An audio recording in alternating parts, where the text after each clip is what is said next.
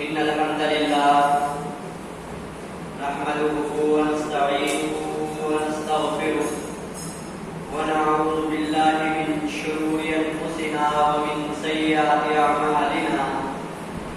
من يهده الله فلا مضل له ومن يضلله فلا هادي له ونشهد أن لا إله إلا الله وحده لا شريك له ونشهد أن محمدا عبده ورسوله يا أيها الناس اتقوا ربكم الذي خلقكم من نفس واحدة وخلق منها زوجها وبث منهما رجالا كثيرا ونساء واتقوا الله الذي تساءلون به والأرحام إن الله كان عليكم رقيبا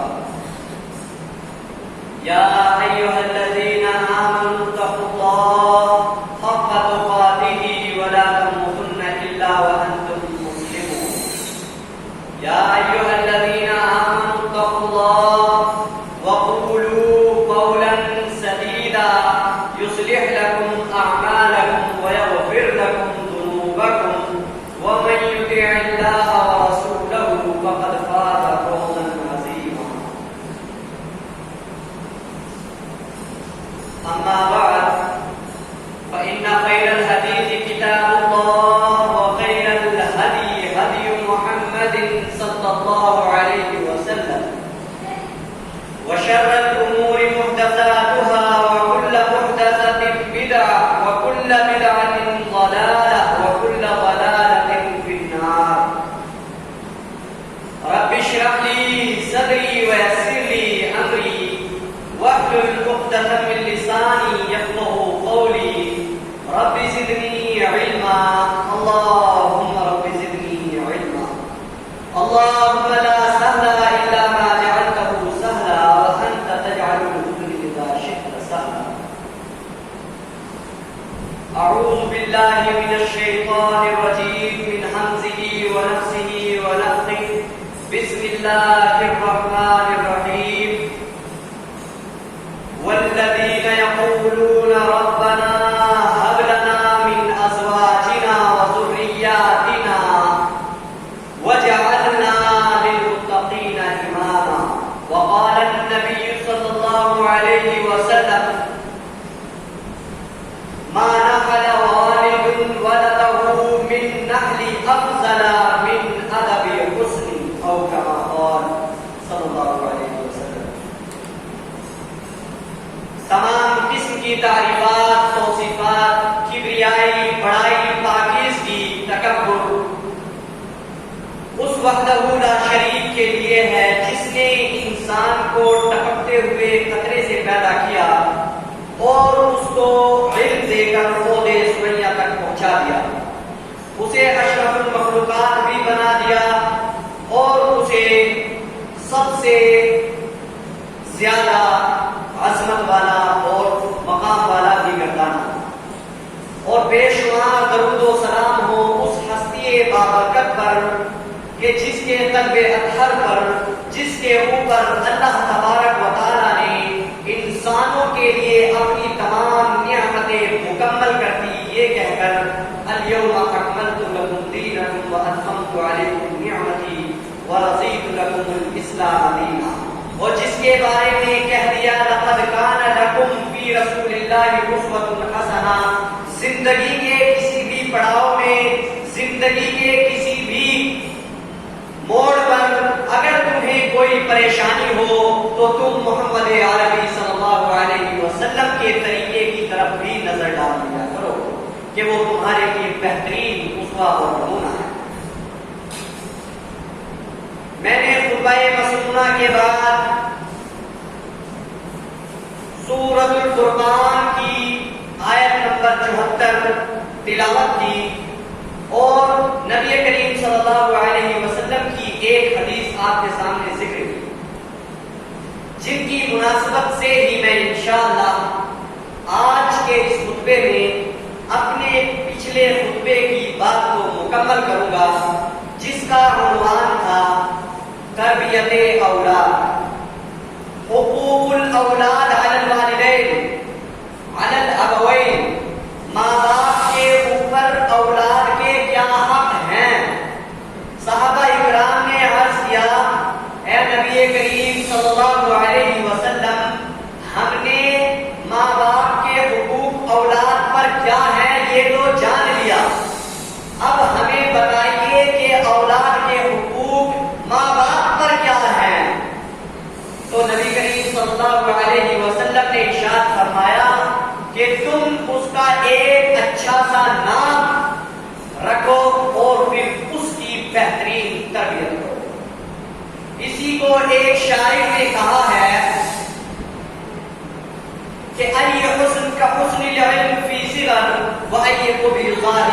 الجهل في الكبر کہ بچپنے میں جس بچے کو تعلیم و تربیت سے نواز دیا جائے، جس اولاد کو تعلیم و تربیت کا بہترین لباس پہنا دیا جائے اور اس کی زیب و زینت تعلیم و تربیت کو بنا دیا جائے، تو مجھے بتاؤ اس سے بہترین خوبصورتی اس کائنات کے اندر کس آنکھ نے دیکھی ہے؟ اور مجھے بتاؤ بڑھاپے میں عمر گزرنے کے بعد جہالت سے بڑی گندگی اور جہالت سے بڑی پلیدگی اور بے ادبی اور بے تربیتی سے زیادہ پلیدگی کوئی چیز ہے؟ تو سچ کہا اور شاعر نے، ایسا نہیں ہے۔ اس سے کبھی چیز کے بچے کو، اولاد کو بغیر تربیت اور بلا تعلیم چھوڑ دیا جائے اور اسے جانوروں جیسی زندگی بسر کرنے پر مجبور کر دیا جائے، ایسے ماں باپ کے بارے میں ایک دوسرا شاعر ہے، وہ کہتا ہے لیس الیتیم قد الذی قد مات والدہ ان الیتیم یتیم العلم والادب۔ وہ شاعر کہتا ہے کہ جو اپنی اولاد کی بہترین تعلیم و تربیت نہ کر سکے اور ان کو تعلیم و تربیت کی زینت سے آراستہ و پیراستہ نہ کر سکے، ایسے ماں باپ مردار کی طرح ہیں، وہ ایسے ہیں جیسے گویا وہ مر گئے۔ اور وہ بچے جن کو وہ تعلیم نہیں دے سکے، تربیت نہیں دے سکے، ان کو اخلاق و کردار کی تعلیم نہیں دے سکے، ان کو جو ہے معاشرے کے جینے کے سلیقے نہ بتا سکے، ان کو اللہ سے وفائی کے اصول نہ بتا سکے، محمد رسول اللہ سے محبت کی وجہ نہ بتا سکے، دین اسلام کی حقانیت اور اس کی بلندی کے بارے میں نہ سمجھا سکے، ایسی اولاد یتیم ہے۔ تو ہم اپنی اولادوں کو بہترین تربیت اور بہترین تعلیم سے آراستہ اور پیراستہ کریں تاکہ ہم مردار میں شمار نہ ہوں اور ہماری اولادیں یتیم نہ کہلائیں۔ میں نے ایک آیت تلاوت کی، اس میں اللہ رب العزت ان لوگوں کا ذکر کرتا ہے جو کہتے ہیں الذین یقولون ربنا هب لنا من ازواجنا وذریاتنا قرۃ اعین واجعلنا للمتقین اماما۔ اور ان لوگوں کو آپ یاد کیجئے جو کہتے ہیں اے پروردگارا ہمیں تو ایسی ہماری بیویوں میں سے اور ہماری اولاد میں سے ہمیں ایسا رزق عطا کر، ایسی اولادیں اور ایسی بیویاں ہمیں عطا کر جو ہماری آنکھوں کی ٹھنڈک بن سکے، وجعلنا للمتقین اماما، اور ہمیں متقی پرہیزگار لوگوں کا امام بنا دے، ان کا رہبر بنا دے۔ تو کیا خوب ہے وہ لوگ جو اپنے پروردگار سے اس کی آرزو رکھتے ہیں۔ اسی پر آج ہم بات کریں گے کہ کون ایسے لوگ ہیں یا ہو سکتے ہیں اور کون ایسے لوگ نہیں ہیں اور نہیں ہو سکتے۔ اللہ کے رسول صلی اللہ علیہ وسلم کی وہ بہت ہی پیاری سی حدیث جس کے بارے میں جس میں اللہ کے رسول صلی اللہ علیہ وسلم نے فرمایا کل مولود یولد علی الفطرہ فابواہ یحودانہ او ینصرانہ او یمجسانہ، کہ ہر بچے کو فطرت اسلام بہترین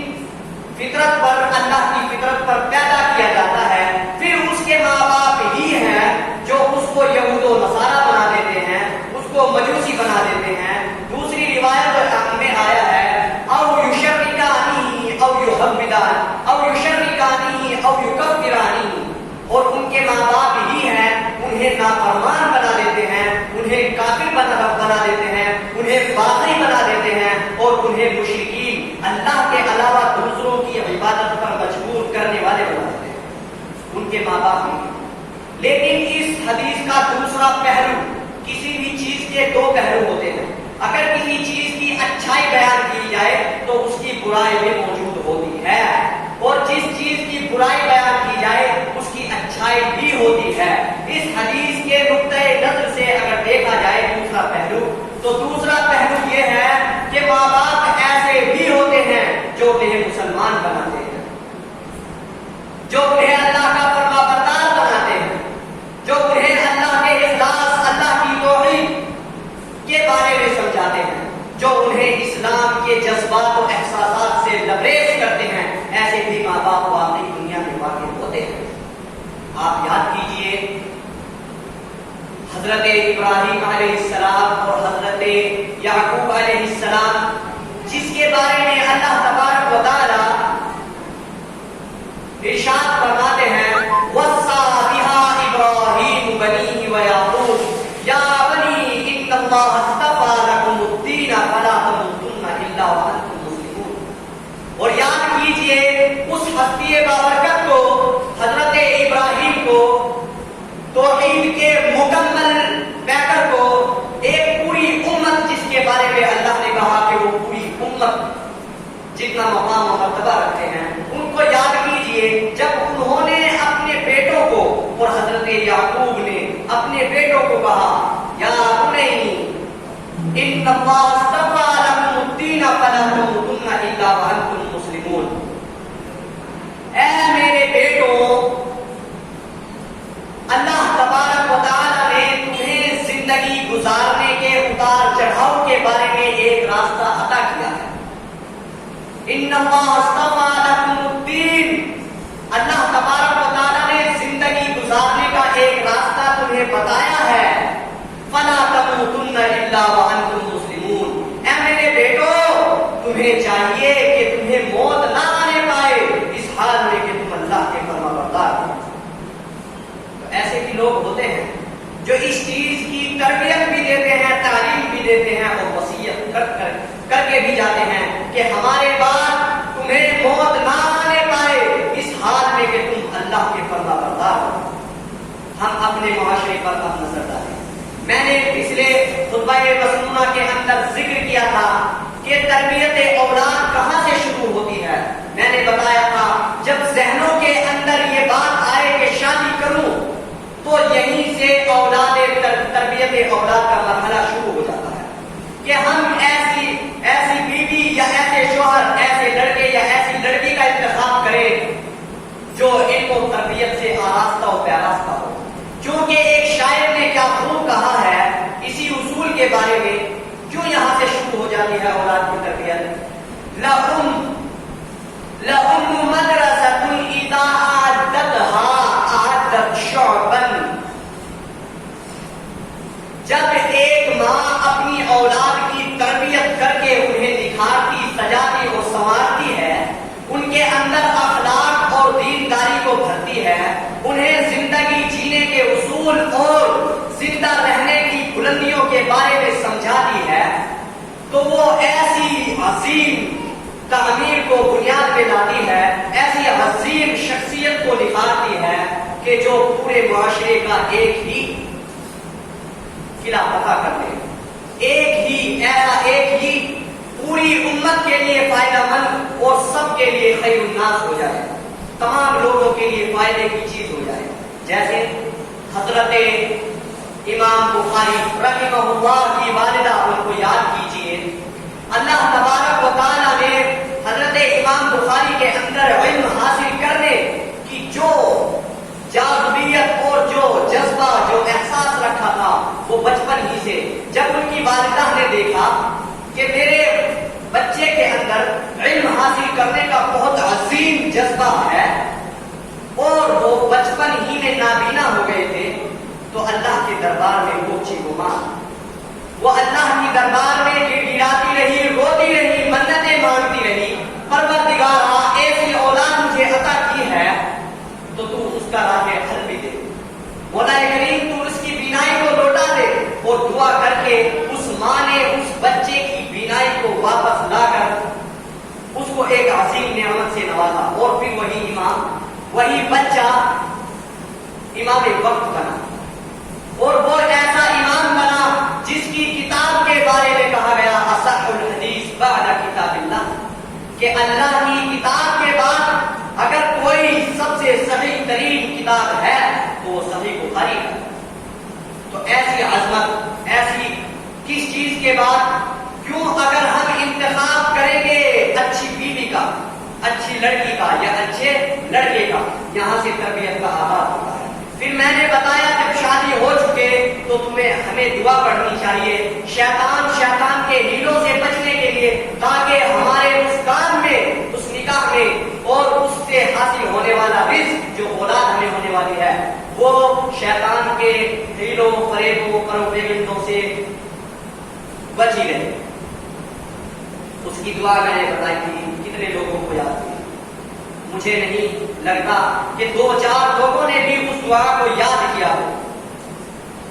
بسم اللہ اللہم جنبنا الشیطان وجنب الشیطان ما رزقنا. اے مولا کریم, ہم تیرے نام سے شروع کرتے ہیں, ہمیں تو محفوظ کر لے شیطان کے جال و حیلوں سے, اور جو تو ہمیں رزق دے گا, اولاد دے گا, اس کی زندگی کو, اس کے جسم کو, اس کی روح کو, اس کے پورے وجود کو بھی تو شیطان کو اس کے حیلوں سے پاک کر لے. جب ہم اپنے پروردگار سے دعا مانگیں گے تو اللہ تبارک و تعالیٰ ہمیں ایسی بھی اولاد عطا کرے. پھر میں نے بتایا تھا کہ بچہ جب پیدا ہو چکے تو اس کا اچھا نام منتخب کرے, 7ویں دن اس کے بالوں کو منڈوا کر اس کا عقیقہ کرے. اگر اولاد لڑکا ہو تو عقیقہ 2 جانور, 2 بکری یا 2 بکرے. اگر لڑکی ہو تو 1 بکرا 1 بکری. یہ حق ہے, کیونکہ اللہ تبارک و تعالیٰ نے ہر بچے کو عقیقے کے ذریعے سے گروی رکھا ہوا ہے, ہر جان کو, ہر جسم کو. تو ہمیں یہ حق ادا کرنا چاہیے. اس کے بعد میں نے بتایا تھا جب بچہ پیدا ہو جائے تو ہمیں اللہ ہی کی بارگاہ میں جانا چاہیے, اپنی خوشی ہو یا غم ہو. یعنی بچہ اگر من پسند ہو تو اللہ ہی کی بارگاہ میں, اللہ تو نے ہمیں نوازا ہے اور ہم تیرا ہی شکر ادا کرتے ہیں. اور اگر اس کے اندر کمی ہو, کچھ پریشانی ہو یا کسی پریشانی میں مبتلا ہو جائے تو بھی اللہ کے پاس جانا چاہیے. پیر فقیر, اولیاء, ولی, بزرگ, دین, کسی بھی درگاہ پر ہمیں, کسی بھی مزار پر, کسی بھی اللہ کے علاوہ جو ہمارا خالق ہے, جس نے وہ بچہ عطا کیا ہے, اسی سے ہمیں رجوع کرنا چاہیے. اس کی بیماری, اس کی بیماری, اس کی نعمت, اس کی اچھائی, اس کی برائی ہے.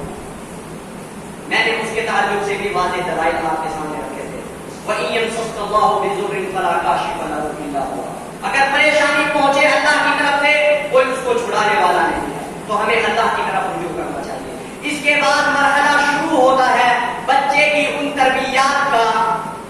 جو غذا سے تعلق رکھتے ہیں. اگر ہم اپنے بچوں کو حلال رزق کھلائیں گے تو ہی وہ حلال بنے گی. اگر ہم ان کو حرام کھلائیں گے تو وہ حرام ہوگی, وہ اللہ کی نافرمان ہوگی, وہ دین اسلام پر عمل نہیں کرے گی,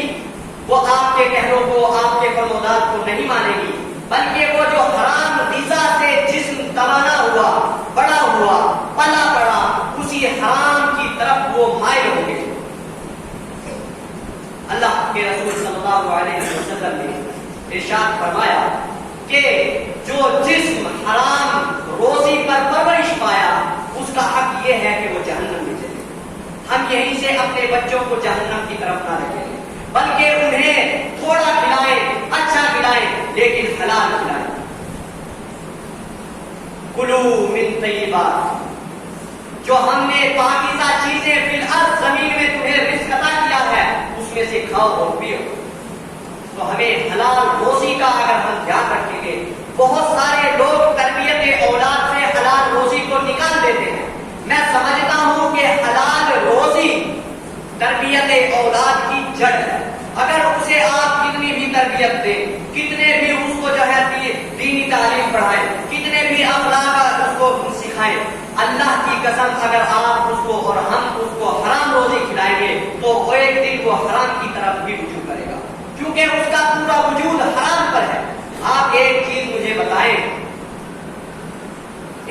مجھے بتائیں, جس کی جڑ میں جو ہم ڈالیں گے, جو کھیتی, جو بیج, جو آج ہم کھیتی بوئیں گے, کل وہی تو کاٹیں گے. جو آج ہم پودا لگائیں گے, اگر ہم آج کیکر لگائیں گے تو کل اللہ کی قسم اس پہ سے آپ کانٹے ہی توڑ سکتے ہیں, اس پہ سے آپ سیب, سنترے, بادام, اخروٹ نہیں توڑ سکتے,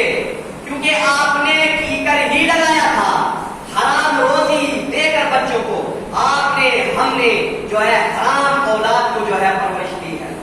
تو ہم حلال روزی کا انتظام کریں. ہم ہر حالت میں محنت ہو, مشقت ہو, چوری, چکاری, بدماشی, لوٹ مار, دھوکہ دھڑی, جھوٹ بے بول کر اپنی تجارتیں نہ کریں. ادھر کا ادھر کے مال کو نہ کھائیں. لا تأکلوا اموالکم بینکم بالباطل, اور تم آپس کے مال کو دھوکہ دھڑی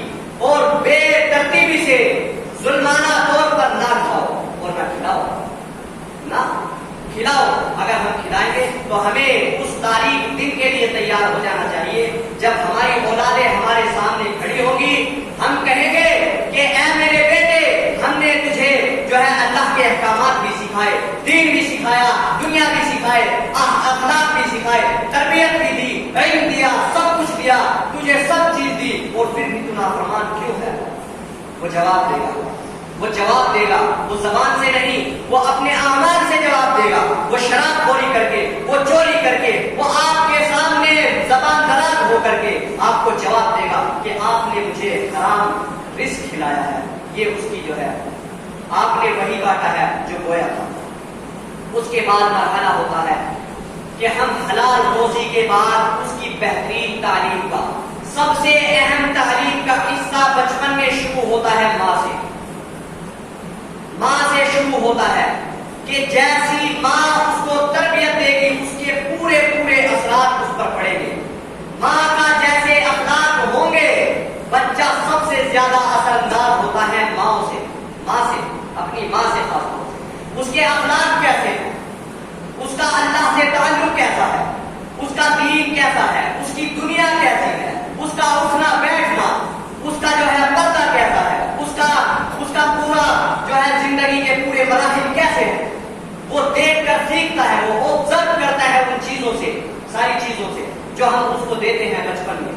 اگر نہ سکھائیں، اس کو کہتے ہیں عملی تربیت۔ جو ہم عمل کرتے ہیں ہماری اولاد وہی سیکھتی ہے۔ دروازے پر کوئی آیا، کہہ دو کہ ابا گھر پر نہیں ہے، جھوٹ۔ ہم نے تربیت میں عملی طور پر ہم نے کہا نہیں بیٹے، ہم کہہ رہے ہیں بیٹا جھوٹ مت بولنا، لیکن دوسری طرف کہہ رہے ہیں دروازے پہ کوئی آیا، کہہ دو ابا گھر پر نہیں ہے، جھوٹ۔ عملی طور پر ہم سکھا رہے ہیں۔